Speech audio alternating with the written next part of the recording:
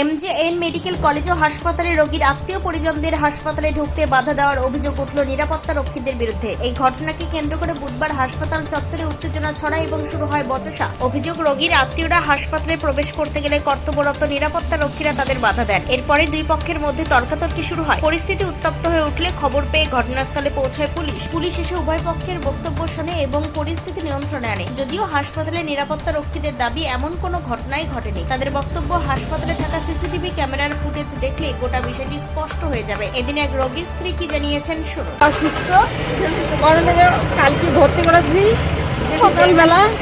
সকালবেলা ভর্তি করেছি, পরে রাত্রিবেলা ভোর টাইমের সময় আইসিইউর মধ্যে রাখছে।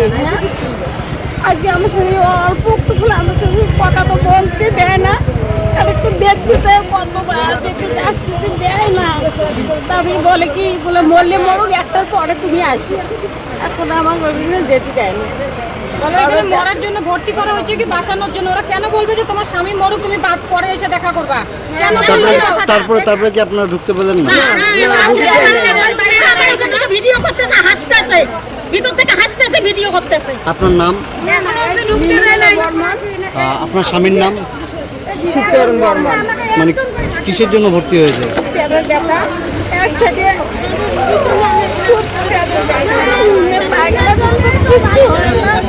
কোথায় বাড়ি, কোথায় আপনার? বোঝা যাচ্ছে না। পাশাপাশি রোগীর মা কৃষ্ণা রবিদাস কি বলতে চেয়েছেন শোনাবো। শুক্রবার রাতের থেকে আমার নাতিকে নিয়ে আমি ভর্তি, মানে শুক্রবার রাতের থেকে বমি বাচ্চার, তো এতদিন বাড়িতে দেখলাম। দেখার পর কালকে 8টা, 8:30, 15 নাগাদ আমরা নিয়ে এসে ভর্তি করালাম। তো রাতে স্যালান দিল। এখন আজকে ডাক্তারবাবু আল্ট্রাসাউন্ড লিখছে, তো সোনোগ্রাফি লিখছে। সোনোগ্রাফি হলো 12টার দিকে, মানে 12টা। তো আল্ট্রাসাউন্ড হওয়ার পর এখন বাচ্চা খিদায় ছটফট করতেছে। ডাক্তারের রাউন্ড হয়ে গেল। এখন সিস্টার দিদিদের জিজ্ঞাসা করলাম, দিদিরা বললো একটু ভাত ঠাটাই না, বাচ্চাটাকে খাওয়াও। বাচ্চা মানুষ খিদা পাচ্ছে, 3.5 বছরের বাচ্চা, মাছ দুধ দিয়ে পেট ভরে না এতটুকু বাচ্চা। তারপরে আমি বাইরে গেলাম, টিকিটও নিয়ে গেছি যদি উঠতে না দেয়। নিয়ে ভাত, অতক্ষণ আমার মেয়ে ভাত নিয়ে আসলো, তো আমি আর ওদিকে দোকানে না যাই, ওই ভাতটা নিয়ে রিটার্ন হয়ে আসলাম। আজকে দিদিদের রিকোয়েস্ট করলাম যে দিদি আমি ভাতটা নিয়ে বাচ্চাটাকে খাওয়াবো, ছোট বাচ্চা, আমি বাচ্চাটাকে খাওয়াবো, আমাকে ঢুকতে দেন। আমি চোখের জল ফেলে দিচ্ছি, আমাকে ঢুকতে দেন। বলতেছে না, ঢোকা হবে না।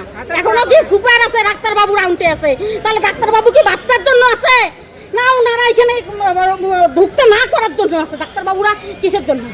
একটা বাচ্চাকে মারার জন্য ডাক্তারবাবু এখানে আছে? সুপার কি এই জন্য আছে? দাঁড়াও, সুপার কি এই জন্য আছে যে বাচ্চাদের সেবা করার জন্য? তাহলে ভাতটা আজকে সারাদিন বাচ্চাটা না খায়, কয়দিন থেকে? আজকে শুক্রবার রাতের কথা, তাহলে আজকে সারাদিন বাচ্চাটা না খায় আছে। বাচ্চাটার কি পরিস্থিতি হয়েছে আমার? কি হয়েছিল ঢোকার সময়? কি হয়েছে ঢোকার সময়? ঢোকার সময় আমি অনেক রিপোর্ট করলাম যে ভাতটা আমি নিয়ে যা খাওয়াবো, বাচ্চাটাকে খাওয়াবো, দিদি আমাকে ঢুকতে দেন। আমি দিদি বলেই ডাকছি, দিদি আমাকে ঢুকতে দেন, বাচ্চাটাকে ভাত খাওয়াবো, না খেয়ে আছে, আল্ট্রাসাউন্ড হয়েছে, এটাও বলে দিলাম। বলে না, এখনোতেই ঢোকা হবে না। বলতেছে কি আছে, সুপার আছে ইসের মধ্যে, চেকিনের মধ্যে। তাহলে সুপার দাদারা কি, স্যারেরা কি বলছে যে বাচ্চাকে না খাওয়া, একটা পেশেন্টকে না খাওয়া রাখো বলছে?